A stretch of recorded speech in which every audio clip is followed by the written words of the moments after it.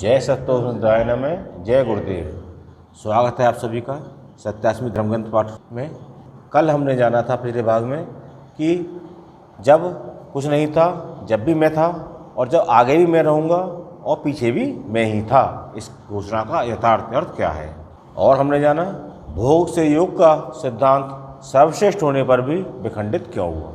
सभी धर्मप्रेमी निवेदन है श्रद्धापूर्वक श्रवण व मनन करें और सप्पा गुरुदेव श्री सत साहिब जी का आशीर्वाद बना रहे।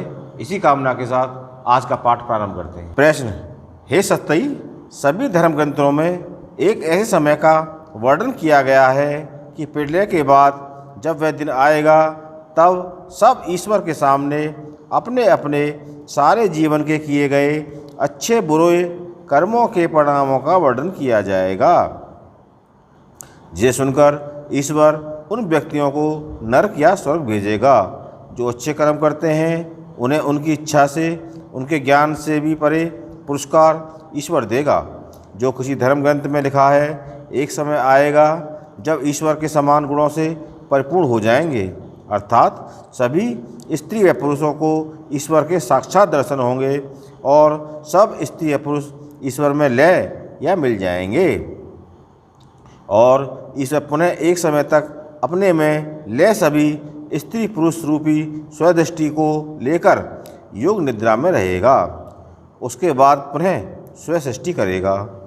तो कहीं लिखा है, एक समय आएगा जब ईश्वर की तरह स्वयं आत्म साक्षात्कार हो पाएंगे और अखंड पद प्राप्त करेंगे।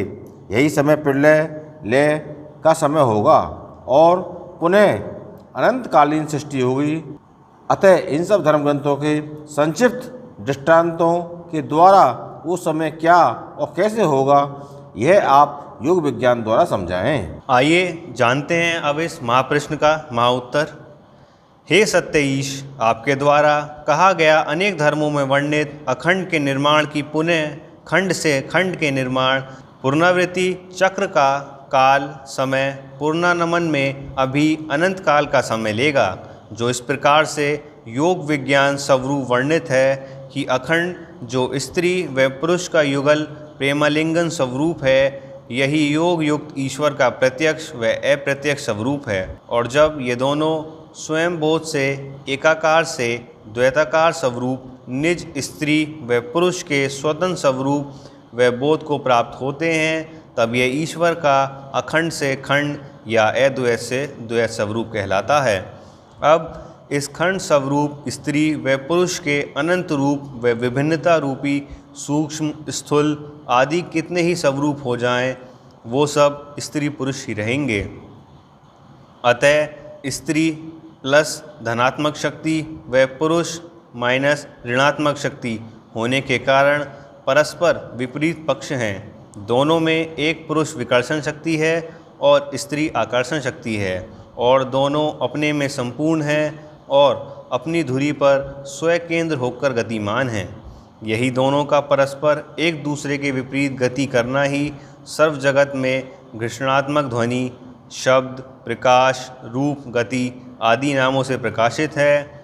दोनों स्वकेंद्र पर स्थित होकर परस्पर आधा भाग अर्धनर नारीश्वर रूपी स्वतंत्र रखते हैं और आधा भाग संयुक्त रखते हैं, जिस कारण दोनों अपने स्वरूपों में भी स्वतंत्र बने रहते हैं और आधा भाग संयुक्त रहते हैं, और दोनों एक दूसरे से संयुक्त रहकर प्रत्यक्ष अप्रत्यक्ष सृष्टि का निर्माण कर परस्पर आनंद युक्त बने रहते हैं।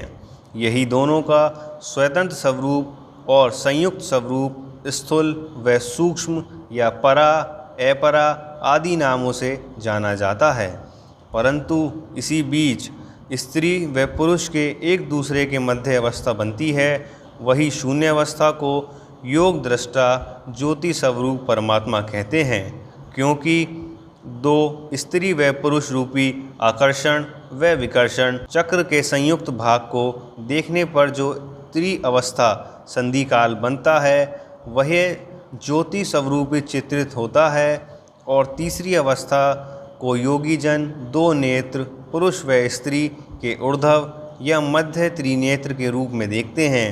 यही चिदाकाश है, जहाँ सर्वकाल समाप्त होकर स्वयं आत्मदर्शन होते हैं और सर्वज्ञता सर्वगुणात्मकता की प्राप्ति होकर मोक्ष की प्राप्ति होती है। यही शून्यवादी चक्र के बाहरी भाग में तो आकर्षण व विकर्षण गति हो रही है, परंतु इनके मध्य सब स्थिर है। यहाँ स्त्री और पुरुष का प्रेमालिंगन स्वरूप व स्थिर बीज अवस्था है। यहाँ सब संपूर्ण है। यहाँ कोई स्त्री और पुरुष होने का भेद नहीं है। यहाँ दोनों अभेद व अखंड हैं। तभी सर्वयोगी जन इस अवस्था में ध्यान लगाने को कहते हैं। अब यह शून्य अवस्था जो स्त्री व पुरुष के स्वचक्र से निर्मित है,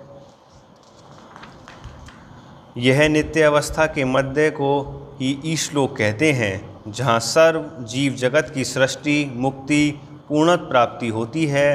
अब यह कालातीत अवस्था में कब परिवर्तन आता है या नहीं, अखंड से खंड और खंड से अखंड की कब प्राप्ति होती है, वे इस प्रकार से है कि एक समय से पुरुष रूपी विकर्षण ऋणात्मक शक्ति की गति और स्त्री रूपी आकर्षण धनात्मक शक्ति की गति का भी परस्पर आकर्षण विकर्षण के चलते लय अवस्था या दोनों स्थिर होते हैं और पुनः एक गति से विपरीत दूसरी विपरीत गति का निर्माण करते हैं। अर्थात जो पहले एक दिशा में घूम रहा था वह अपने विपरीत दिशा में घूमता है और ठीक वैसे ही दूसरा उसके विपरीत दिशा में घूमता है।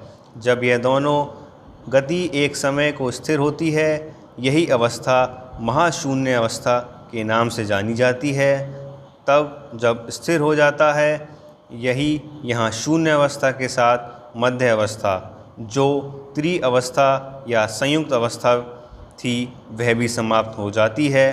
परंतु ऐसा होने पर भी ये तीनों अवस्था बनी रहती हैं, क्योंकि अभी सब मिठा नहीं है, सब अपनी अपनी जगह स्थिर भर है और पुनः गति करेंगे, यह भी निश्चित है। अतः स्थिरता शून्यावस्था में सब जीव जगत रूपी स्थूल सूक्ष्म रूपी एकमात्र स्त्री व पुरुष ही हैं। वो दोनों स्वयंबोध को प्राप्त होते हैं। यही दोनों की अखंड अवस्था प्रेम अवस्था की संपूर्णता है। यही महारस लीला है। और तब दोनों स्त्री और पुरुष अपने अपने में संपूर्ण हैं। यही सर्वधर्म ग्रंथों का भेद विभेद ज्ञानात्मक व्याख्या है कि सब एक दिन ईश्वर के समान हो जाएंगे या ईश्वर के समक्ष अपने अपने कर्मों को लेकर खड़े हो जाएंगे। यही समय में एक आवाज़ या ध्वनि होगी कि सब जागो और पूर्ण हो जाओ और अपने अपने कर्मों को देखो और परिणाम पाओ। और पुनः चक्र प्रारंभ होगा। तब सब पुनः नए ज्ञान कर्म इच्छा आनंद को लेकर अपने अपने कर्मों में लग जाएंगे। यही अवस्था को आत्मा के अज्ञान में आबद्ध हो जाना शरीर धारण कर लेना कहा गया है। और यही जो एक चक्र रुक जाने पर जो महाध्वनि होगी, जो शून्य अवस्था उत्पन्न होगी, जैसे सब एक तंद्रा निंद्रा में सो रहे थे, वो एकाएक उस गति के स्तब्ध हो जाने से उस स्वप्न से बाहर आ जाएंगे। तब वह दोनों अपने अपने स्वरूपों को पहचानेंगे कि अरे हम तो सोए हुए थे, हम एक प्रेम अवस्था में लीन थे। यही द्वैत गति का स्वाभाविक धीरे धीरे होकर रुक जाने पर जो इन दो गतियों के घर्षण से एक नाद चल रहा था, उस नाद शोर के सम्मोहन में जो सब जीव जगत आनंद में सो रहा था, वह उस नाद शोर के रुकते ही उस शांति स्तब्धता की स्थिति उत्पन्न हो जाने से जाग जाएगा और चैतन्य पुरुष व स्त्री का बोध करेगा। इस घृष्णात्मक नाद को भगवान का शंखनाद तुरही बजाकर सर्व जीव को जगाना है। तभी एक बार यह शंखनाद बंद होगा और एक बार पुनः प्रारंभ होगा और इस बीच जो महाशांति आएगी वही शास्त्रों वर्णित महाशून्य अवस्था व गति स्तब्धता से उत्पन्न परम शांति कहलाती है। अब इस पक्ष विपक्ष गति के अनुलोम से विलोम गति करने में क्या पुरुष स्त्री बन जाएगा? वो ऋण से धन शक्ति बन जाएगा और स्त्री और पुरुष धन से ऋण शक्ति बन जाएगी। ऐसा ही होगा। यह शक्ति का रूपांतरण है, पर शक्ति वही है। शक्ति सनातन है, वही स्त्री है, वही पुरुष है।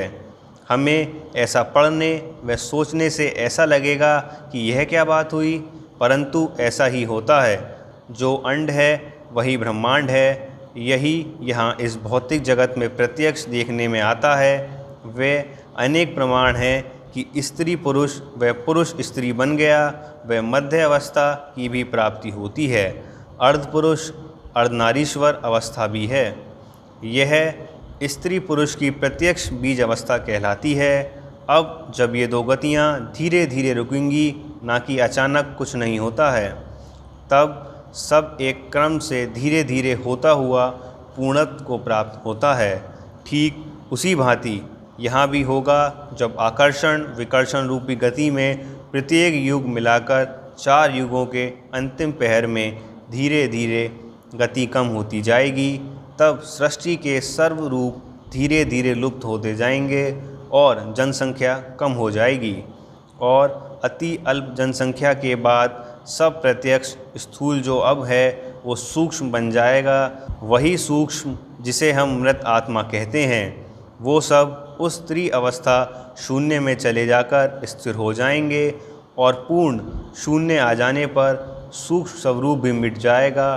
तब वो सब एक बन जाएंगे, अर्थात समस्त पुरुष आत्मा केवल एक पुरुष आत्मा में लय हो जाएगी और समस्त स्त्री आत्मा एक स्त्री आत्मा में लय हो जाएगी। तब केवल 2 शेष रह जाएंगे, एक पुरुष और एक स्त्री।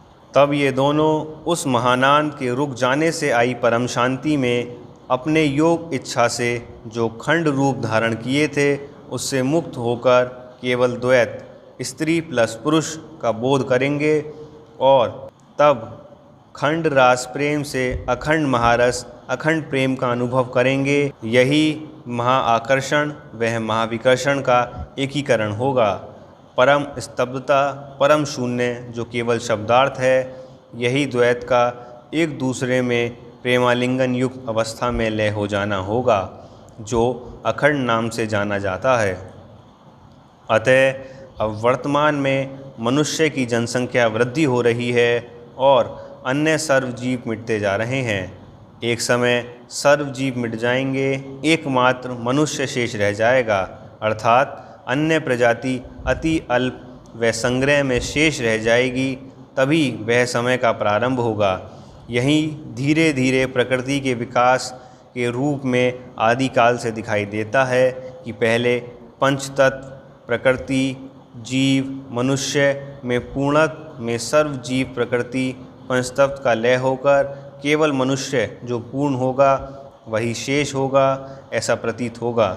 यों कहा जा रहा है कि इस ज्ञान का चिंतन कर रहा है वही प्रथम प्रश्नकर्ता पुरुष या स्त्री है और वही उत्तर प्राप्ति के बाद शेष स्त्री या पुरुष रूप में बचेगा। यही उसके ज्ञान को प्रतीत कहा गया है, क्योंकि किसी भी जीव योनि में जाए वहाँ केवल एक पुरुष और एक स्त्री ही तो है। अब यह कोई भी जीव या मनुष्य चिंतन कर सकता है, तब स्त्री व पुरुष का चिंतन इच्छा क्रिया ज्ञान ही तो कहा जाएगा। अतः ऐसे ही धीरे धीरे आकर्षण विकर्षण की वृद्धि चरम घटन स्तब्धता के 4 चरण के विषय में यहाँ स्त्री प्लस पुरुष रूपी सृष्टि के विकास कर्म को कहा गया है। दोनों गति की स्तब्धता शून्य से एक पक्ष विपरीत स्पंदन जो नित्यता चैतन्यता व स्वयं या अहम का बोध है, वही नित्य स्पंदन पुनः गति करता है। पहले स्थूल से सूक्ष्म पर आकर समाप्त हुआ, अब वही सूक्ष्म से स्थूल की ओर पुनर्गति करेगा और पुनः दोनों विपरीत गति धीरे धीरे गति प्राप्त करते जाएगी। इसी धीरे धीरे गति से तम से रज और रज से सद्गुणों के रूप प्रकृति सृष्टि धीरे धीरे होती चलती है।